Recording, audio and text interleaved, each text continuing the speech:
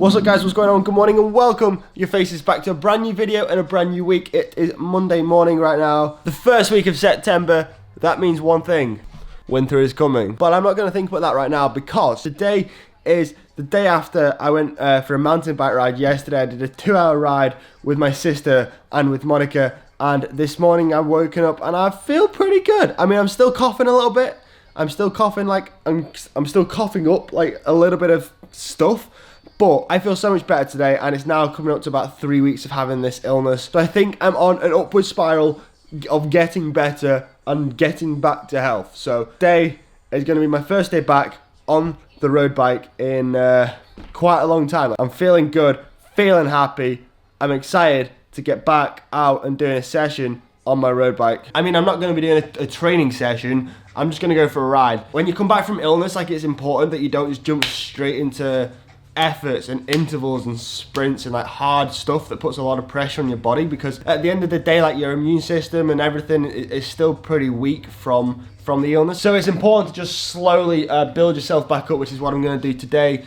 Cam Jeffers, that's me. So I was sorting through my drawers this morning and I found like a real old pair of cycling glasses that I used to use about 8 years ago probably.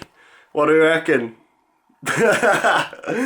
Nah, I'll stick to my Oakleys, I think. There we go. That is much better. Anyway, guys, let's have a look what kind of state the bike is in, because I've not touched it. I've not touched it since I got back from Cornwall. Still got my number from France on it. Quality. I don't know, everything. Tyres up, pumped up. Yeah, that's good. Maybe a little bit of air needed in the back. Have we got battery in a Di2? Flashing green. It's good to go. Pedals looking, chains looking. Yeah, I think it's alright. A little bit of air in the back tyre and we're good to go. Alright, you joined me 48 minutes into my ride this morning. Decided to head out towards the coast and do a pretty classic ride. So I'm about 3 or 4 minutes from the actual seaside of the coastal town of Southport. The lovely coastal town of Southport. Just keeping it zone 2 steady. Like, the whole not rushing back to it kind of thing is at the forefront of my mind. So don't actually know how long I want to do today. Haven't really got a plan or a schedule. I'm just gonna see how I feel. I'm coughing quite a lot now I'm riding, but like, I feel alright. My legs don't feel too bad, so I'm just gonna keep tapping it out and see how we get on. But boys and girls, this is Southport. Lovely. Always windy out there. Always. Alright, made it away from the coast and now it's a little bit more tranquilo in terms of the wind speed. Going down a pretty sick road right now, just like between the fields. This is what I love about riding to Southport, because all the roads just like this, and because they're not main roads, there's like hardly any traffic on them, so you can just ride down them and pull my camera out and talk to the camera and be in complete peace without having to worry about getting knocked off by a car. Oh man, come on. Train's coming. 2 minutes too late. I mean, not even that, 10 seconds too late. But so far I feel pretty good. Done an hour and 20 minutes. But I just know, like, I know once I get to like the hour 45 to 2 hour mark, I'm gonna be suffering. Anyway, there's the train. Open. Like, I don't know if it's just me, but whenever I have some time off and then get back into it, like, I mean, I've eaten a bar of food, I've eaten a bar, like, I'm not underfueled or anything, but I just know once I get to like 2 hours, that's when my body starts to be like, whoa, what the hell's going on here? Why are we doing so much exercise? But you just gotta ride through it. You gotta ride through the bonk, and then you'll come out the other side feeling much better. There's the 2.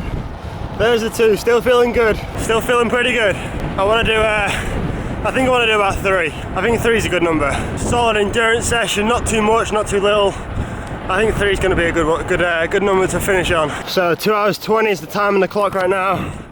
As expected, starting to feel a little bit wavy right now, starting to feel a little bit wavy, but I've only got about 40 minutes to go, so it's just about pushing through this little phase right now. My heart rate's been pretty high for the entirety of the ride, like at least 150 I think, so I think my average is going to be over 150, which is a good like 15 beats per minute over what it normally would be for this kind of ride. I mean, it's quite normal for that to happen after a period of illness and a period of rest and stuff. It's just like a little bit of a shock to the system, but starting to feel it now, hence why I'm out of breath.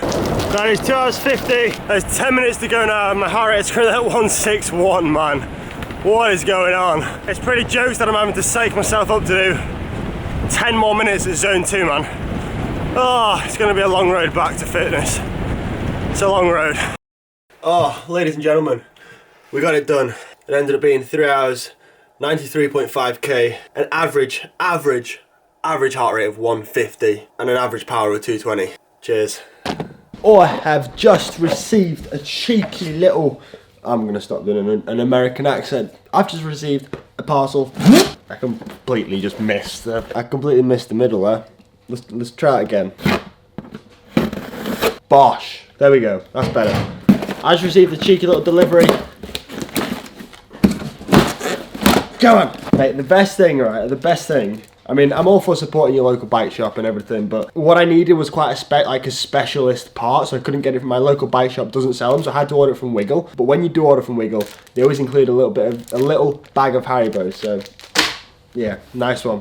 But what I have ordered from Wiggle is a bleed kit for my mountain bike. Now, we've actually got bleed kits. Obviously for the mountain bike, it's my dad's road bike, my sister's BMX bike. She actually has a disc BMX bike now. However, my mountain bike is SRAM guide brakes, and it's like the 2018 version, and it uses this quote unquote bleeding edge technology, which is basically just seems like a little idea for them to slightly change the hose, or the bleed port hose.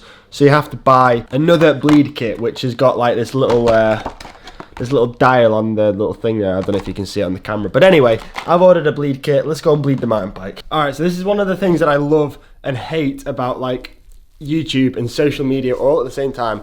The reason I dislike this is because it does not help bike shops, and especially local bike shops at all. Like when people take their bikes in to get them fixed and serviced and stuff, and in my case, bleeding the brakes, which is a process of putting new oil, hydraulic oil into the hydraulic brake system, because basically like I'll pull the brake and it'll go all the way to the grip. So this is because like the oil's dirty, there's bubbles in the oil, so it just has to be like changed basically every now and again, and that's what I'm doing right now. And I'm gonna be honest with you, I had the slightest idea of how to do this. I had no idea how to do it, but I watched a 6-minute video by SRAM on YouTube, which basically makes it look super easy. So I'm currently doing it right now. I'm doing the back brake. I've just put 1 cycle of oil through and it was like real discolored. So I'm now on the 2nd cycle. And yeah, we'll see how it goes. I mean, if I can do it, I think anybody can.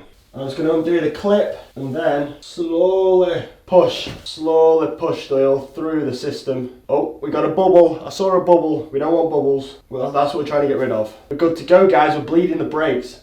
I mean, I'm gonna do this process and then I'll put the wheels back in and then let's see if it actually works. Because knowing me, I'll have done it completely wrong and I'll go from having bad brakes to having absolutely no brakes. So I'll see you in a bit and I'll give you a little bit of an update. I just stood in the dog water bowl, and now my feet are absolutely drenched.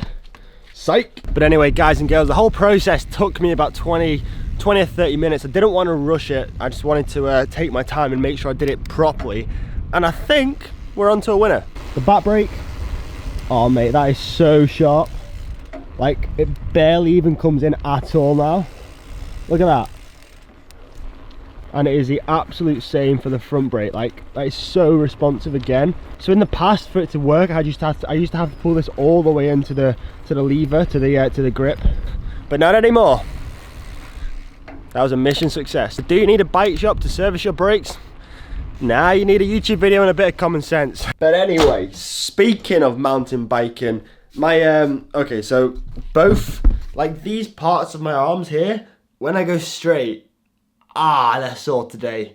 Do you know, like when you first use a muscle, it's like when you first go for a run or a bike ride after a long time, and like you're using those muscles for the first time and they just go into a bit of a spasm, I think. Yeah, down here, ain't pretty. Looks like I'm gonna have to lay off the press ups for a few days.